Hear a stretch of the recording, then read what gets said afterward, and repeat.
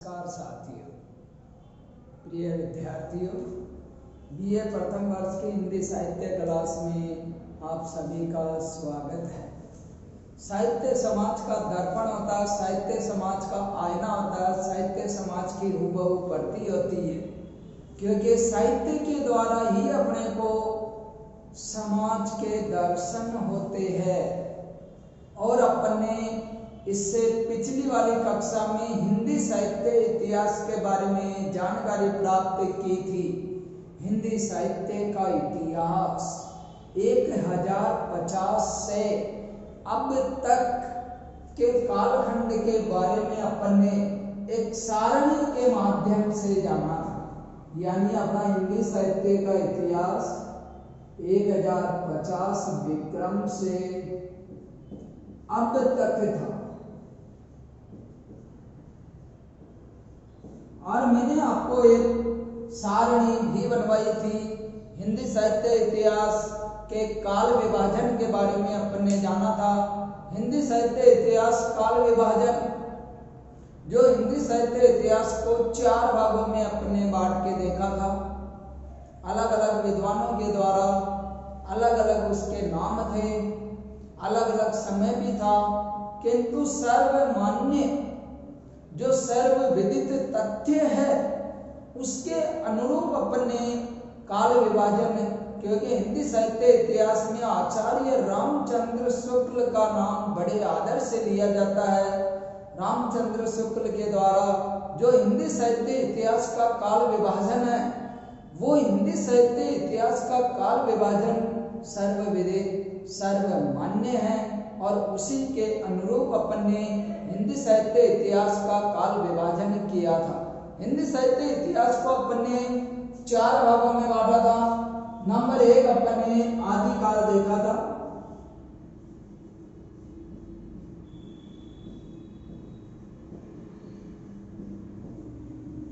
आदिकाल, और आदिकाल का समय भी अलग अलग विद्वानों के द्वारा अलग अलग माना गया था, किंतु जो सर्वविदित तथ्य है वो है 1050 से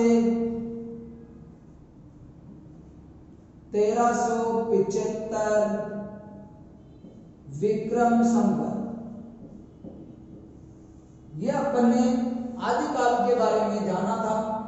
आदिकाल का समय विक्रम संवत और ईस्वी संवत, इसके बारे में भी मैंने आपको बताया था। 57 वर्ष का जो अंतर है अपने, वो 57 वर्ष का अंतर विक्रम और ईस्वी में, यानी ईस्वी संवत 57 वर्ष पीछे, जबकि ईस्वी में यदि 57 वर्ष जोड़ लो तो हिंदी के विक्रम संवत की जो तिथि होती है वह आ जाती है।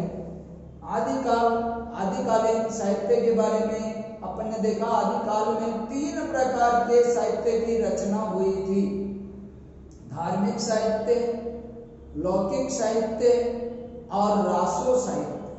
धार्मिक साहित्य में सिद्ध साहित्य, नाथ साहित्य, जैन साहित्य। रासो साहित्य में विविध प्रकार के रासो, हमीर रासो, पृथ्वीराज रासो, बहुत से रासो साहित्य थे। तो आदिकाल में जो अपन ने देखा था वो। इसके बाद नंबर 2 भक्ति का, हिंदी साहित्य इतिहास का स्वर्ण का, यानी भक्ति काल में साहित्य रचना अपने चरमोत्कर्ष पे थी। भक्ति काल में जितनी साहित्य रचना हुई शायद ही किसी अन्य काल में हुई होगी। और भक्ति काल का समय 1375 से 1700 विक्रम माना गया। ये हिंदी साहित्य इतिहास का स्वर्ण काल था।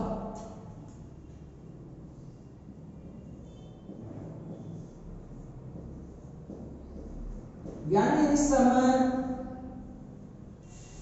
साहित्य रचना अपने चरमोत्कर्ष पे थी, बहुत उच्च स्तर पे इस समय साहित्य रचना थी।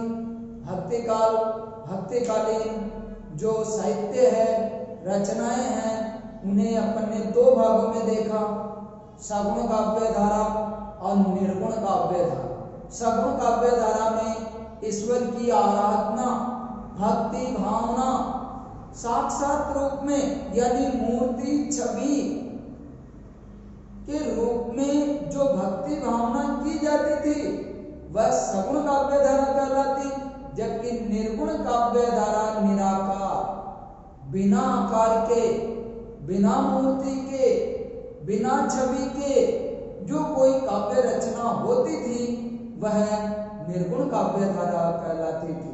भक्ति काल में जो प्रमुख दो सगुण और निर्गुण काव्य धारा थी, इनको भी अलग अलग भागों में सगुण काव्य धारा फिर दो भागों में बट गई, राम काव्य धारा और कृष्ण काव्य धारा।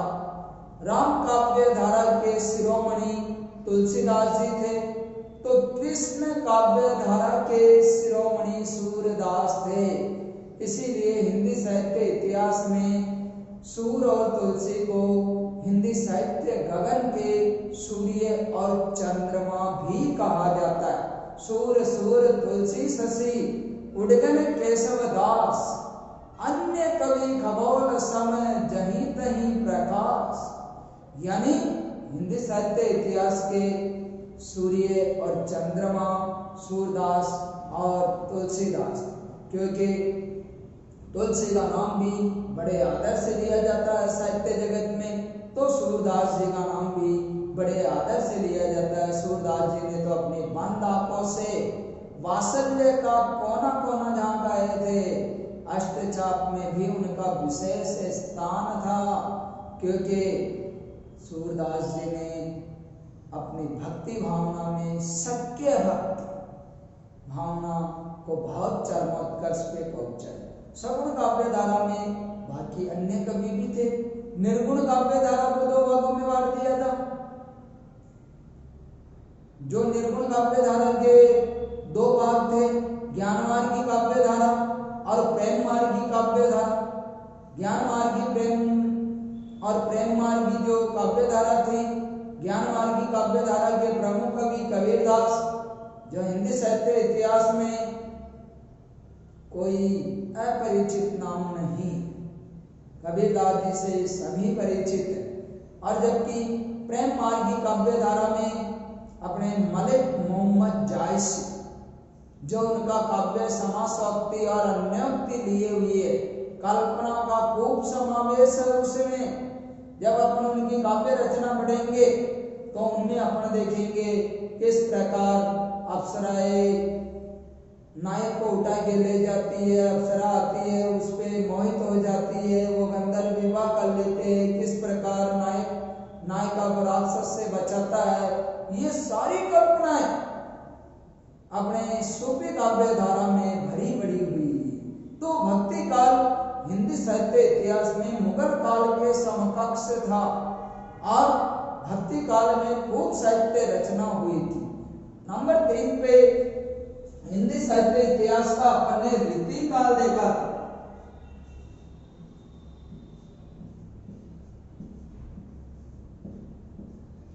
रीति का अर्थ तरीका, शैली, प्रकार। और रीति काल का समय 1700 से 1900 विक्रम संवत माना गया था।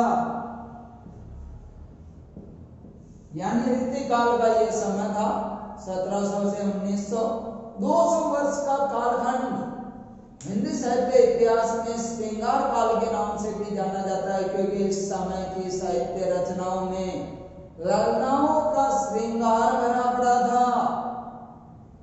सामंत जो थे उनके भाव विलास इनकी काव्य रचना में स्पष्ट देखने को मिलते हैं। किस प्रकार सामंतवादी व्यवस्था में जो राजा लोग थे रंग रैलियों में, सुरा सुंदरी में डूबे हुए थे, और कविगण भी उन्हीं के अनुरूप केवल केवल केवल अपनी स्वार्थ प्रवृत्ति के कारण उन्होंने काव्य रचना की, क्योंकि वो राजाओं से धन ऐंठते रहते थे, तो रीतिकाल को 3 भागों में, रीतिबद्ध, रीतिसिद्ध और रीतिमय।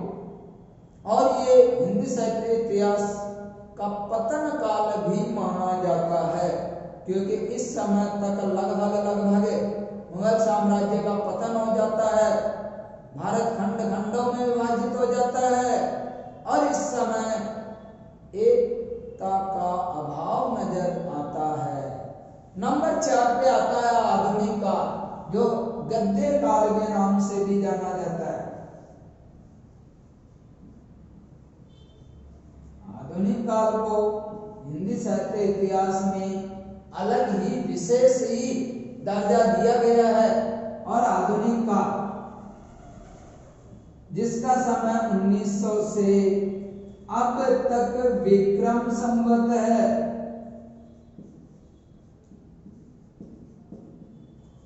हिंदी साहित्य इतिहास का द्वितीय स्वर्ण काल भी आधुनिक काल माना जाता है। आधुनिक काल के उपवेदों में भारतेंदु युग, द्विवेदी युग, छायावाद, प्रगतिवाद, प्रयोगवाद, साठोत्तरी कविता, नई कविता। तो इस प्रकार अपने हिंदी साहित्य इतिहास को मोटे तौर पे 4 भागों में अपने इसका विभाजन देखा। अब आज अपन आगे द्वितीय प्रश्न पत्र में ही, जो आपके द्वितीय और प्रथम प्रश्न पत्र दोनों में ही सामान्य रूप से कॉमन है, हिंदी शब्द का उद्भव, विकास कैसे हुआ, हिंदी कितनी पुरानी है, हिंदी की जननी कौन है, हिंदी शब्द कौन सी भाषा का है, ये सारी चीजें, क्योंकि अपने आज भी हिंदी के शब्दों का अभाव देखने को मिलता है। आज भी यदि अपन देखें तो बहुत से ऐसे शब्द हैं जिसके बारे में हम अनभिज्ञ है, क्योंकि अपने हिंदी में मिले जुले शब्दों का प्रवेश हो चुका है। आज भी जो रेल है, ट्रेन है, अंग्रेजी विदेशी भाषा का शब्द है।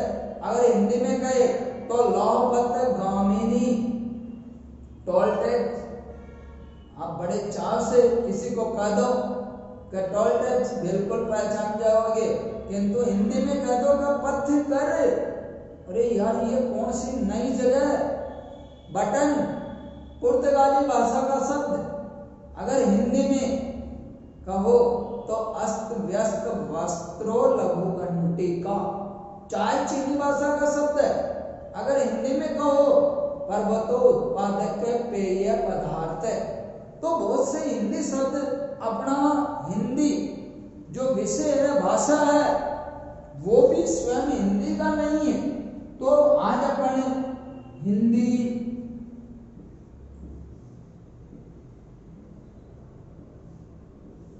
का उद्भव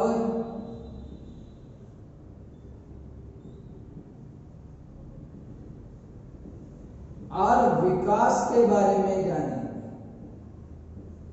हिंदी का उद्भव और विकास।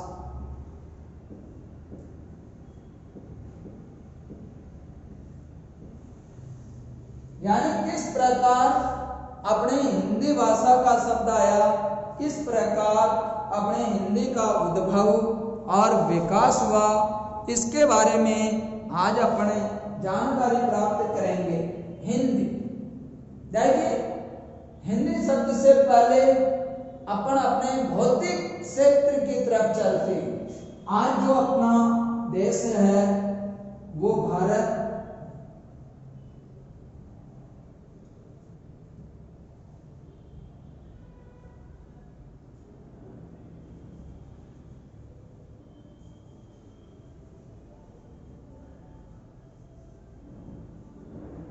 जो अपना भूभाग है वो भारत है।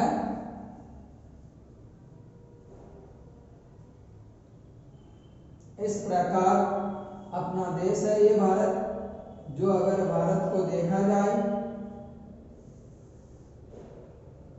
तो ये उत्तर, ये दक्षिण, ये पूर्व, ये पश्चिम,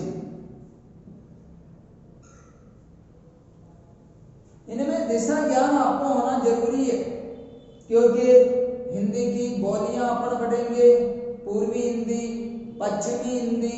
तो पूर्वी भारत के कौन से क्षेत्र में, पश्चिमी भारत के कौन से क्षेत्र में, ये ज्ञान होना जरूरी है। इसके अतिरिक्त दिशा का ज्ञान। अब आपको शायद 4 ही दिशा का ज्ञान प्राप्त होगा, उत्तर, दक्षिण, पूर्व, पश्चिम, किंतु दिशाएं 8 होती है। उत्तर और पूर्व, इसके मध्य की दिशा होती है, वो ईशान कहलाती है।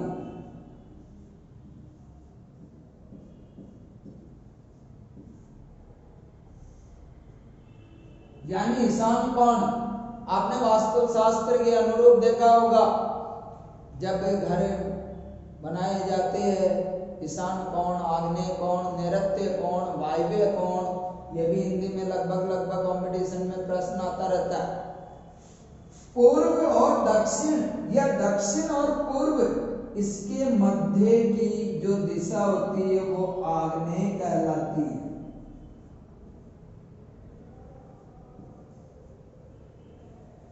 दक्षिण और पश्चिम या फिर पश्चिम और दक्षिण, इसके बीच की दिशा होती है, वो नैऋत्य कहलाती है।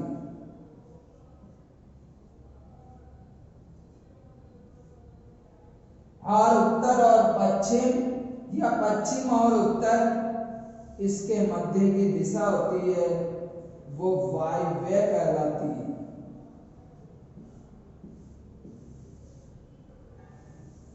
इस प्रकार दिशा ज्ञान होना आपको जरूरी, यानी पूर्व, पश्चिम, उत्तर, दक्षिण, ईशान, आग्नेय, नैऋत्य, वायव्य। अब अपने हिंदी की बात कर रहे, जो आज का भारतवर्ष देखते हैं, प्राचीन काल में ये काफी विस्तृत था, क्योंकि यहाँ पाकिस्तान, अफगानिस्तान,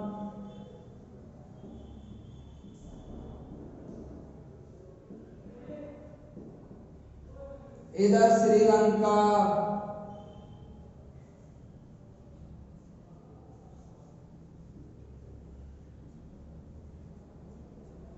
इधर नेपाल,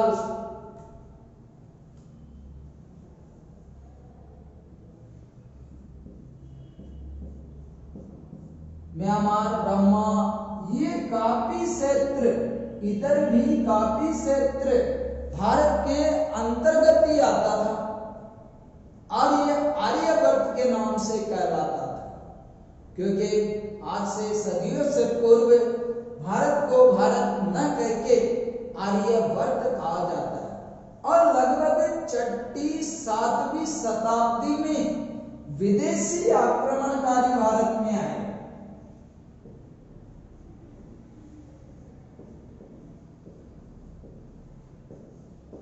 और ये बात तो आपने सुनी होगी, भारत को विश्व गुरु, सोने की चिड़िया कहा जाता है, क्योंकि अपना देश ज्ञान के क्षेत्र में, साहित्य के क्षेत्र में, संपदा के क्षेत्र में, हर एक क्षेत्र में संपन्न था, समृद्ध था।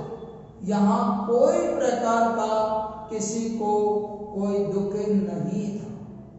तो विदेशी व्यक्ति भारत की ओर आंख लगाए बैठे हुए थे, और जो वर्तमान में अपने अभी इस वाले पार्ट से अधिकांश भाग अपने पार्ट में नहीं है, यहाँ सिंधु नदी बहती थी। कौन सी नदी? सिंधु नदी।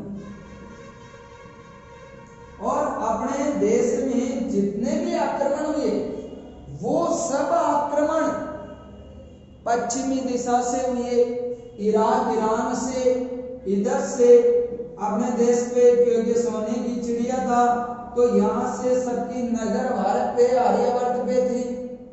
और उस समय आज की तरह, आज आधुनिक युग है, आज हर एक संसाधन है, और जो विदेशी अरबी फारसी लोग आते थे, उनको भारत में आर्यवर्त में प्रवेश करने के लिए सिंधु नदी को पार करना पड़ता था।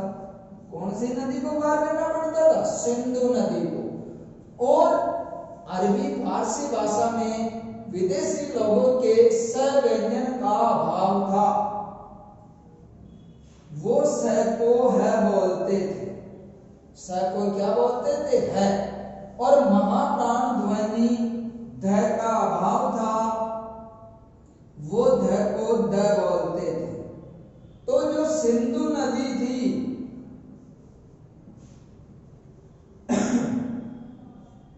वो सिंधु को हिंदू कहने लगे, क्योंकि प्राचीन काल में ऐसी कोई जातियां नहीं थी। हिंदू आदि नामों से नहीं जाना जाता था, केवल आर्य जाति के नाम से जाना जाता था। क्योंकि भारत में भाषाओं का वर्गीकरण भी दो आधार पे, उत्तर भारत की भाषा आर्य, दक्षिण भारत की भाषा द्रविड़। तो वो सिंधु को हिंदू कहने लगे। धीरे धीरे जो सिंधु से हिंदू शब्द बना,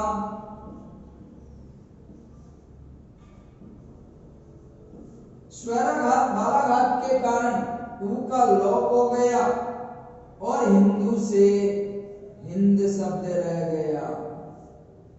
अब आपने व्याकरण तो देखी होगी, कुछ भी नए शब्द बनाने के लिए उपसर्ग, प्रत्यय आदि का प्रयोग होता है। इस हिंद शब्द में ईक प्रत्यय जोड़ दिया गया,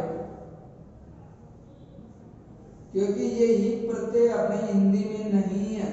अपने हिंदी में इक प्रत्यय छोटा वाला ही, ये वाला इक प्रत्यय है, ध्यान रखना। एक प्रत्यय हिंदी में नहीं है। तो हिंद शब्द में ईक प्रत्यय जोड़ने से शब्द बना हिंदी, और धीरे धीरे क का लोप हुआ और शब्द आया हिंदी। और हिंदी शब्द फारसी भाषा का शब्द है, और हिंदी शब्द का सर्वप्रथम प्रयोग भी विदेशी व्यक्ति जफरुद्दीन ने